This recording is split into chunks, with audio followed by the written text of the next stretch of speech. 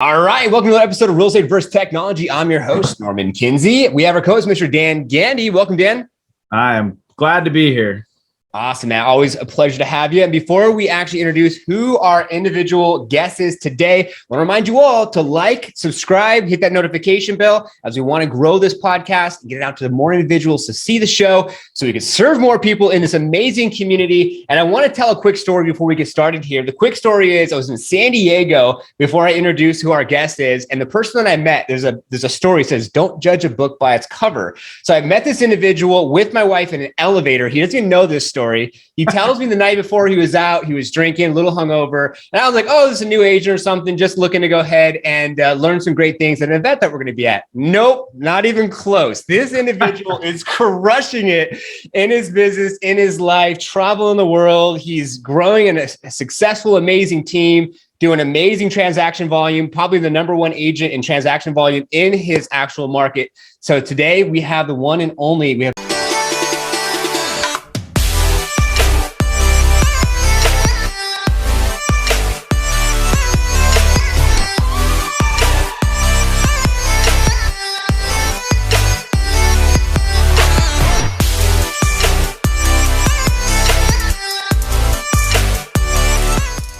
Mark Pattison on Real Estate vs. Technology. Welcome, Mark. What's up? Thank you for that introduction. I actually do not remember that elevator ride. I probably was like, oh shit, this elevator. Dude, yeah. And it was funny because I saw you and I'm just like, you look like you're in your like early 20s. And I'm like, okay, this guy probably just is here. He's learning, whatever, in the elevator with you. We're talking, we're conversating. And the next thing you know, I think it was Zachary Loff. He was also on Real Estate vs. Technology. He told you about like the Liftoff company who sponsors Real Estate vs. Tech. And someone else did too. And now we're working together on that side. And I was like, dude, we got to get you on the podcast. And you're traveling the world. And you're like, I'm going to get on. And I think the last story you told me, you're at a strip club in Vegas. In Vegas. Yeah. Recruiting strippers to be on your team.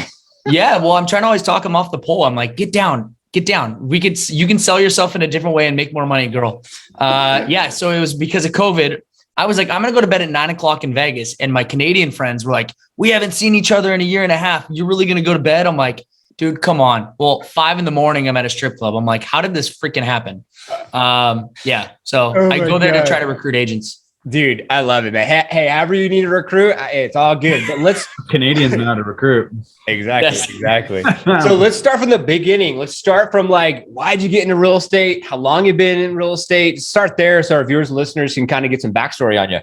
Yeah. So despite me looking like early 20s, thank you. You look great, bro. Look great. Late 30s. So 37. When I was turning 30, I was like, holy shit, I'm turning 30. Well, my 20s kind of went by in a blur. I better get a career that I'm going to stick with. I had never had a job longer than 6 months. I worked in the music industry. That job, it was like kind of a job. I would just go on tour. I've been to 72 countries. So I would bounce around a lot. And I worked at Microsoft for 6 months. I worked at Groupon for 6 months. I worked at Louis Vuitton. So I never had a problem getting hired, and I'd never been fired before. And I was like, you know what? I was living in Chicago and I said, I'm not going to do another winter. I'm going to go and move to Southern California where I don't know one person. I have zero money. I don't have a car, and I'm going to become a real estate agent. So I think I was totally qualified. I didn't have my real estate license either. So I got here, was bartending, got my real estate license, sold my house on like day 3 or day 4 of being licensed. And everyone's like, oh, beginner's luck. Second week, I sold a house. Third week, I sold a house. In my first month in real estate, I think I sold 4 homes. And I didn't have an SOI. I was just like, because one thing is my brother told me I'd never make it. And I'm like, I don't know if I can swear, but I said, watch me, fucker. I was like, I'm going to make it. Dude, I love that. That's how I started out. But I kind of always had this like relationship thing where I could get along with anyone. I went to private Catholic school, so it was super strict, but I was kind of the party kid, but I never got in trouble. And so I could kind of get along with both sides of the spectrum of like, I could hang out, anyone, and I could sell anyone a house. So that's how I think I've benefited from it.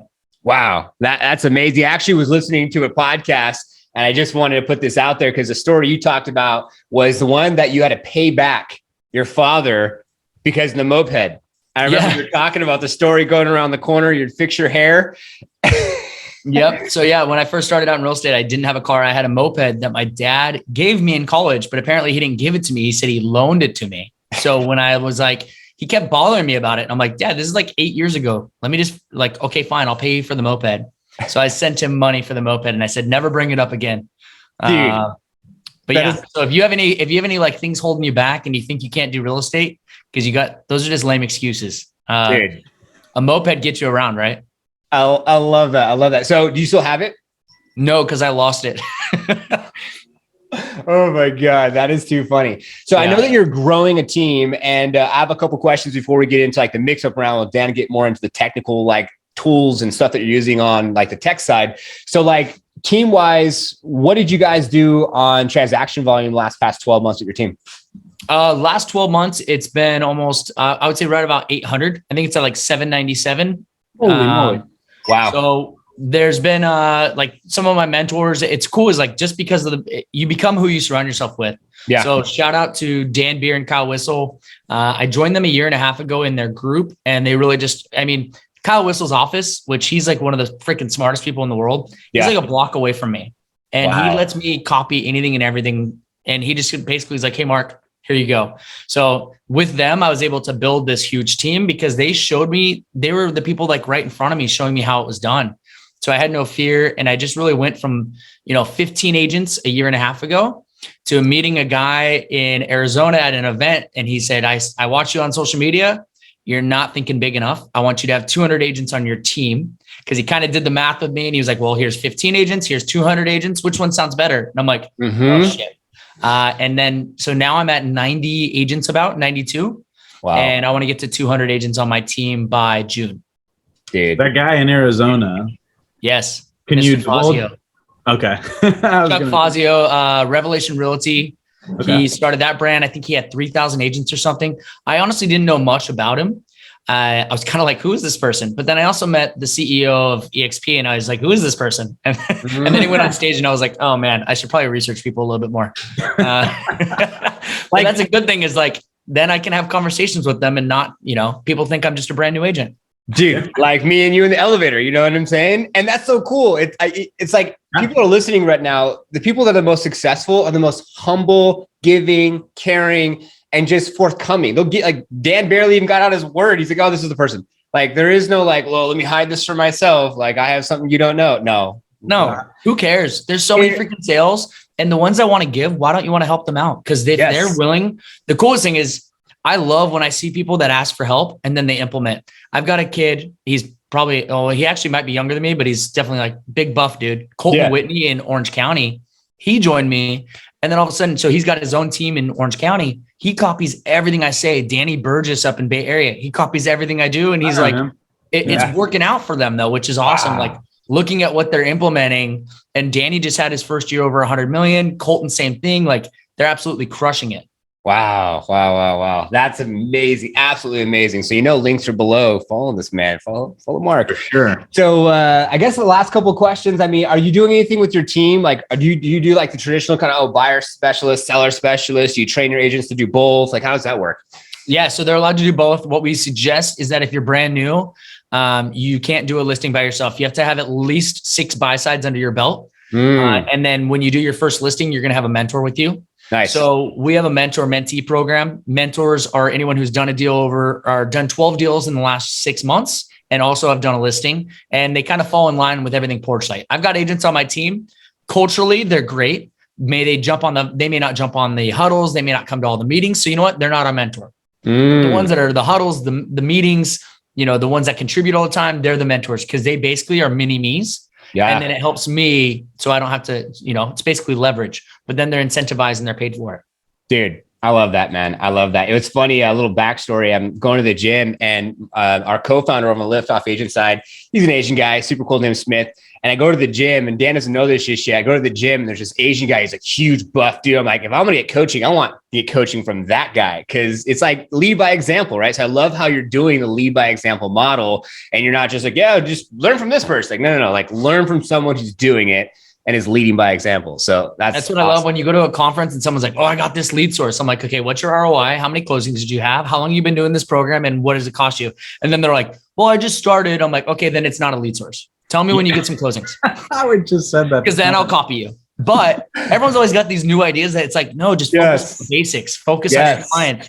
There is a lot of new, which we're going to talk about tech stuff, but shit, there's a lot of basics that you can just crush it with that people forget about. Yes, exactly. In this industry, it's like agents have that syndrome. It's like shiny toy, oh, squirrel, like, and they just want to try all these things. And it's like, go to the basics. You'll have success with that. And I 100% agree. So last question I have before we get off to Dan for the mix-up round is what separates your agents? Like, what do you train them so that they go to a formal listing presentation and they're working with the client? How does that process flow? Yeah. So I have a university. When you come on my team, your first 30 days go through my university. It's called Porchlight University. My team is called Porchlight.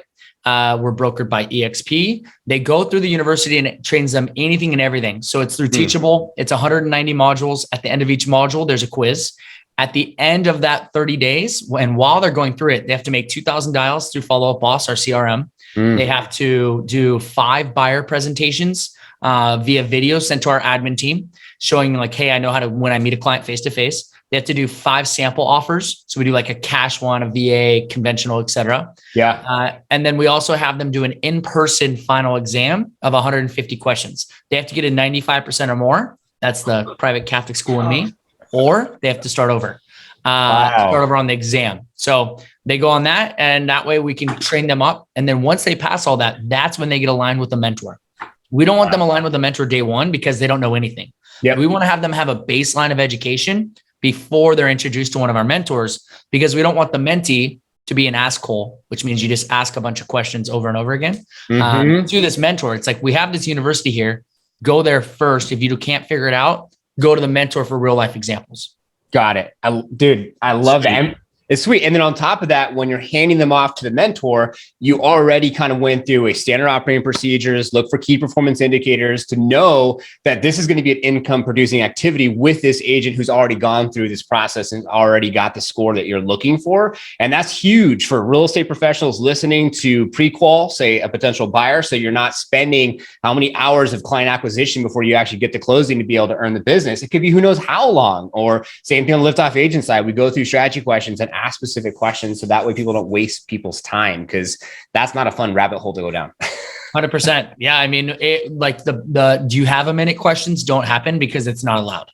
I love that.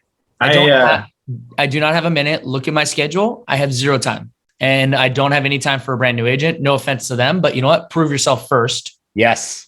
And then, like yesterday, I had a one-on-one with lunch with a brand new agent. You know what? He's been on my team for 30 days, but he also got his first listing, had 6 offers on it, and he's brand new. The reason why that happened was he was calling through the freaking old leads, the pawn leads that we make him call through when they start. And he got a freaking listing from a lead from 2016 or 2017. Oh, shit. So it's kind of like, hey, man, you're working those leads and you got it. So you know what? Partner with your mentor. Your mentor will help you out.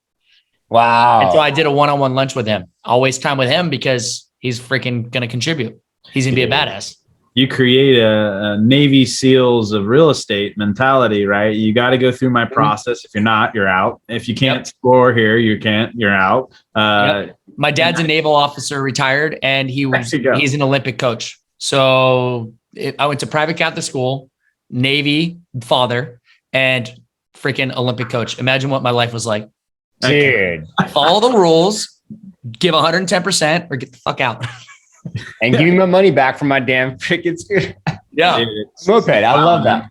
Dude, that's awesome. Well, I'm going to change up the camera angle. I'm going to put it on you, Mark, and Dan. Dan's going to take away for the mix-up round. Perfect. Awesome. Thanks, Norm.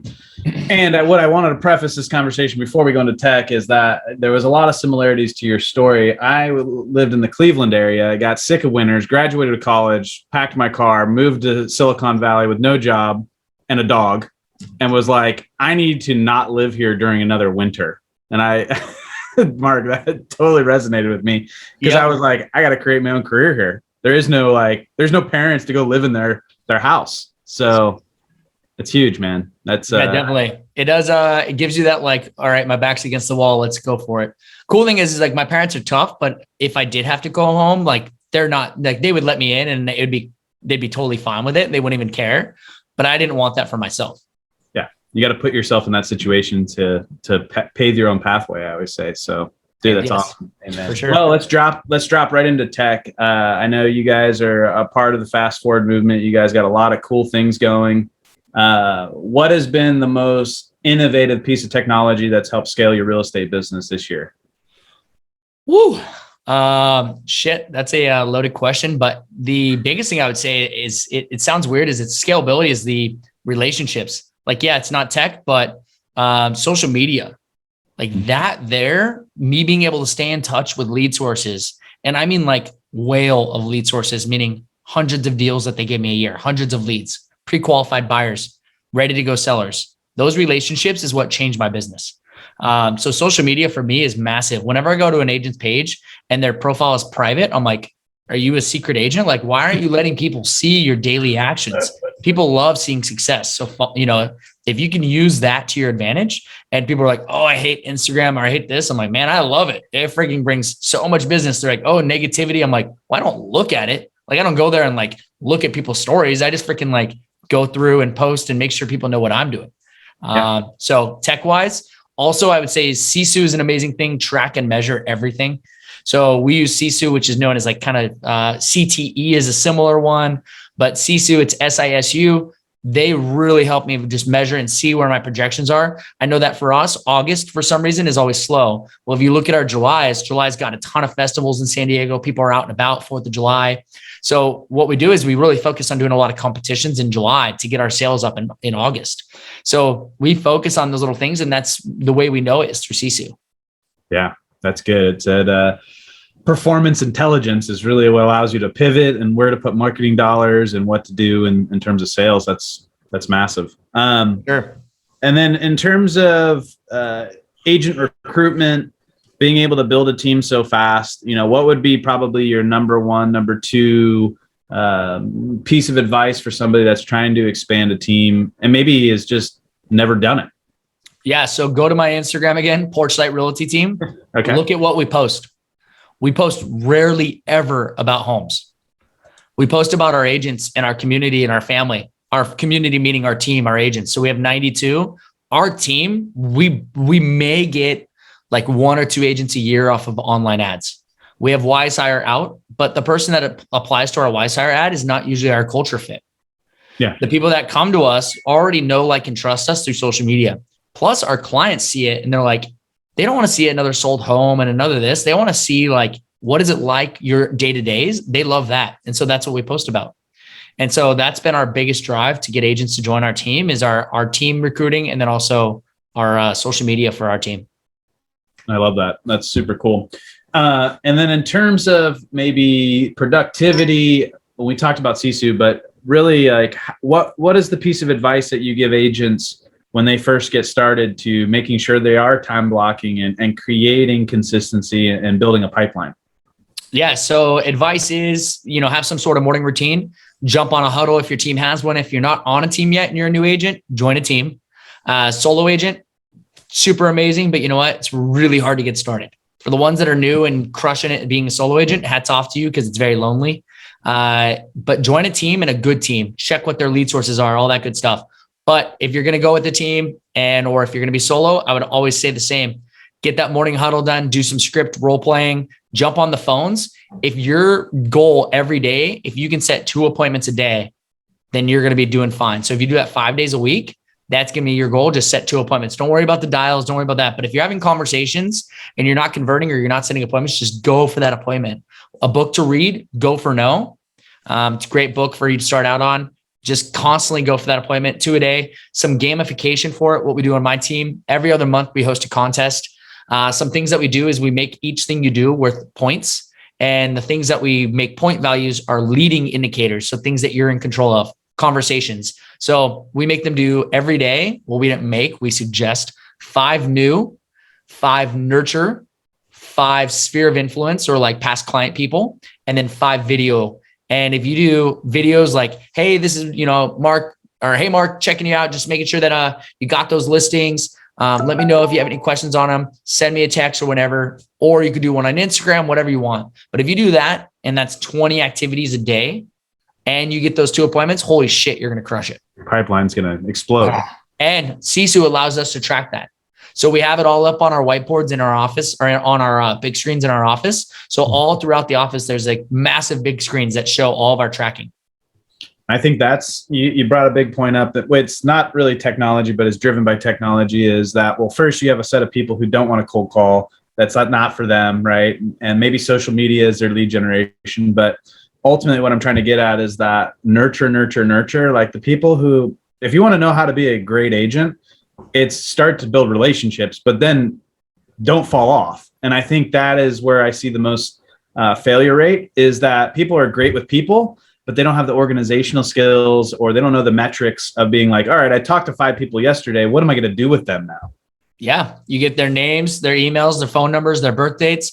You create a happy hour every quarter with one of your vendors. You do drink tickets. When you give them a ticket, you make them write a review. And they're like, Mark, I've already written you a review. I'm like, hey, John, you've got 2 emails. Write me another one. So you want a cocktail? You write a review. So that's the kind of stuff. But now we have the most Zillow reviews of any team. We're number 2 on Google reviews for any team down here.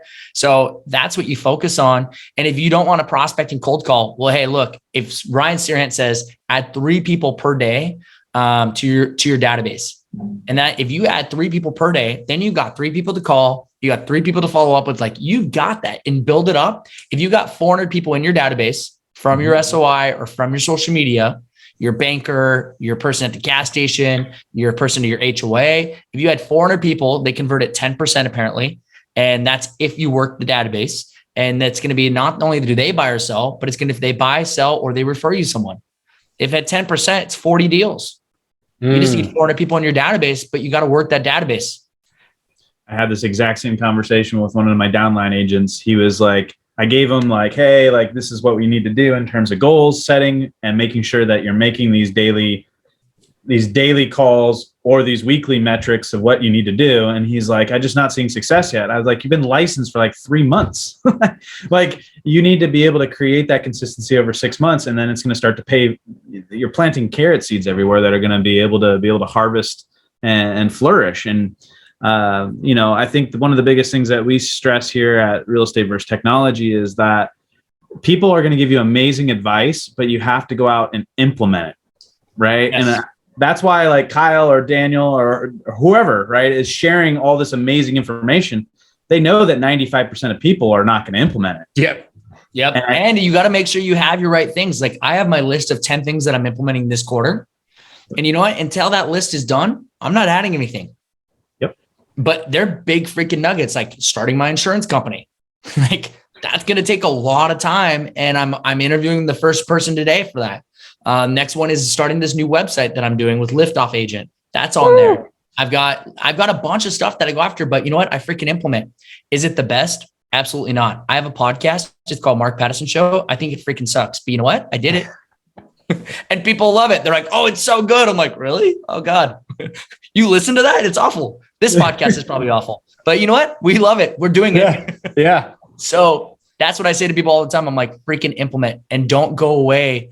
My advice to anyone who ever goes to an event or listens to this podcast or anything, people are like, oh, I listened to like 12 podcasts. I'm like, well, what do you take from it? Like, if you're listening to the podcast all day long, what the heck are you implementing? So I always say, make a list of notes and then save the first couple pages for your must do's. So if you're at a conference, you're taking notes, flip back to that front page and write, if someone says something like, oh, insurance company makes me X amount. And I'm thinking, wow, I could really do this. I'll flip back and it'll be like research insurance company. And then I'll put the person who said that, which it was Chris Weaver in Nashville when I was there a month and a half ago. And my insurance company documents are being signed on the 16th. So wow. That's the type of shit that happens. So it's like, let's make sure this happens, put it up on your whiteboard, up in visual, and then attack. And that's all you have to worry about. Like, real estate's actually really freaking easy. And then the tax man tells you have your quarterlies due, and then you're like, oh shit. But if you plan for it, you're fine. It's when you're not planned for it is when you're like, oh, I'm an idiot. So if you plan and map all of it out and just stay on top of your shit, don't think you have to do everything. Yeah. Right. No, I love it. Well, back to Norm. That was a great little mix-up round, and there was a lot of good information that was passed on, man. I appreciate it. Yeah, man. Jeez, just to kind of unpack that really quick. Follow Up Boss, Sisu, those are great tools to use. Social media, that's a great tool to use. I mean, that's what we did to get Mark on the show. It's like, we started off with like, I saw you were on the show with Connor, and then I was like, oh, we got to get Mark on. And then you've been traveling, you've been super busy. We just go back and forth via social. And then you start to build that relationship, and it's like, it's all in the DMs. I mean, I met my wife off of Instagram because of DMs. I met Dan because of the DMs. We're going through a potential acquisition right now, inquiring another company for the beginning of the new year through DMs. It's like, you never know what the DMs get out for you. So I got a couple last questions. I know. And then I have a couple last questions, and then we'll open up the floor for you, Mark. So you could just, anything that you want our viewers and listeners to know. And speaking, like you said earlier in the show, the agent that was on your team, that had an opportunity to sit down on one-on-one and lunch with you. This is the same type of opportunity. And the people that are listening doesn't have to do anything besides listen, take some notes, implement, rewind, go back up to the beginning. So perfect. Awesome. So let's talk about you being an expert. So is it your goal to be an expert within, say, your market in San Diego? Do you want to be the number one go-to team of San Diego? Is that your goals and aspiration? Yeah, for sure. I mean, we're the number one on units that I know of. We're at like 798 maybe. Okay. We'll close at probably 800 and something. So we're the number one on units. We achieved that in 5 years. My 5-year anniversary was December 12th. Congrats. And so, and I started my team 1 year after getting my real estate license, way too soon. But it worked out. But that's probably my goal, is to have that, but to have the ancillary businesses. So now I have a couple different businesses that I'm already working on, that I've already implemented, some things that are not real estate related. So I'm kind of an entrepreneur by heart, always wanting to create more. So it's Porchlight is one part, but that's not all of the parts. It's kind of like my hub.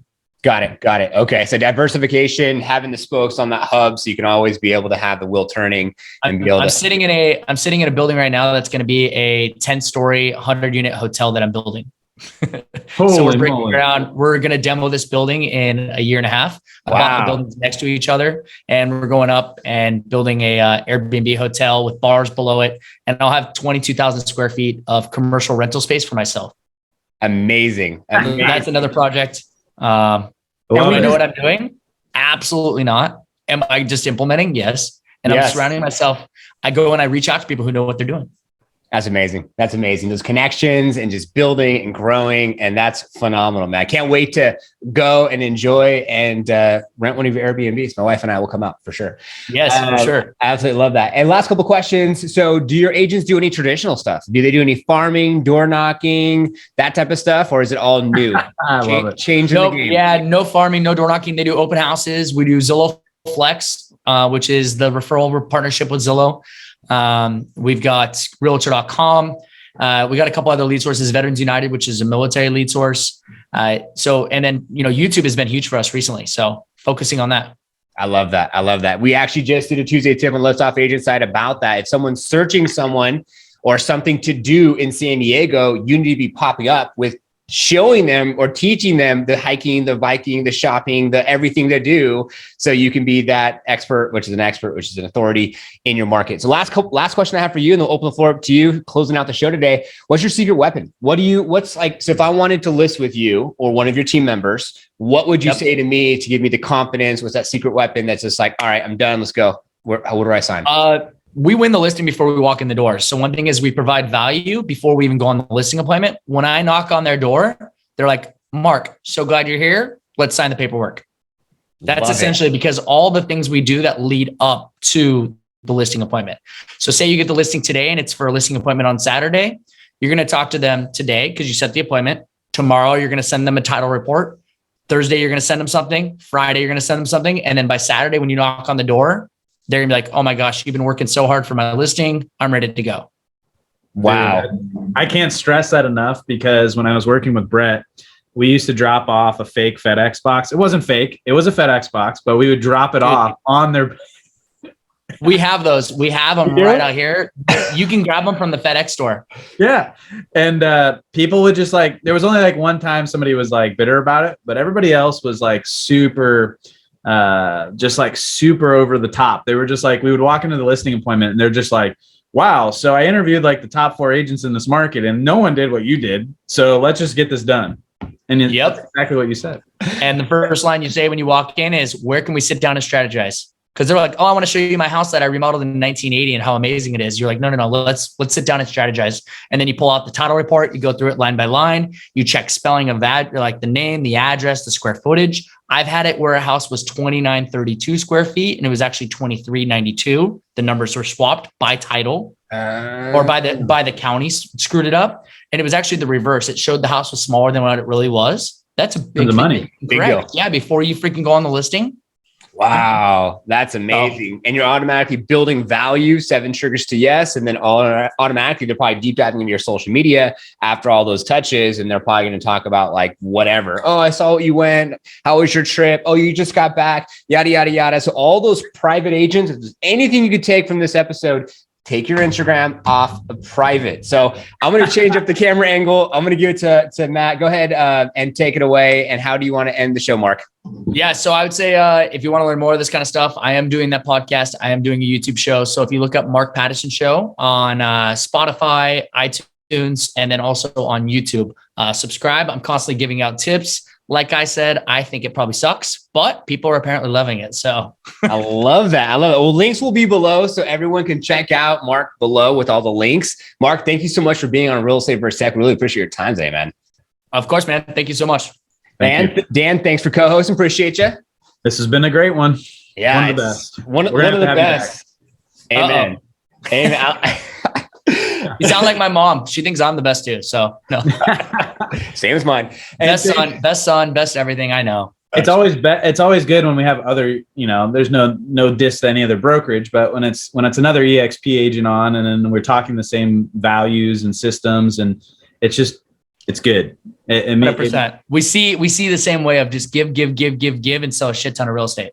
Hey, amen. And anyone who's watching right now, be sure to subscribe, like, comment. And it's our intentions for you to take what you learned from our episodes, apply to your business, have more massive success, and we will see you on the next one. Thank you for watching Real Estate vs. Technology, this week's brand new episode, and making it to the end, your real one. If you haven't already done so, be sure to subscribe to our YouTube channel, hit the notification bell so you'll be notified for new episodes that come out every single week on Fridays at 3:30 Pacific Standard Time. Also, if you comment on this episode and you like the episode, you'll help this episode get out to more individuals. And if you want to join our Facebook group page, just click a link. It's a Facebook icon on our profile page here on our YouTube channel. Join our group page, network with individuals all across the world, and share what technology you're using to grow your business. The next link is to join our Real Estate vs. Technology brand new IG or Instagram page. If you go on any of our stories, you can see who's going to be on Real Estate vs. Technology before it actually goes live on our YouTube channel. And the last link would be if you want to be on an episode of Real Estate vs. Technology. You pick a date and a time. We'll deep dive into your story and technology you're using to share that with other individuals that view our episodes weekly to inspire, enlighten, show up, and show out for people that love to watch these type of podcasts to have more success in their own business. Thank you so much for your continued support. We appreciate it. We will see you on the next one.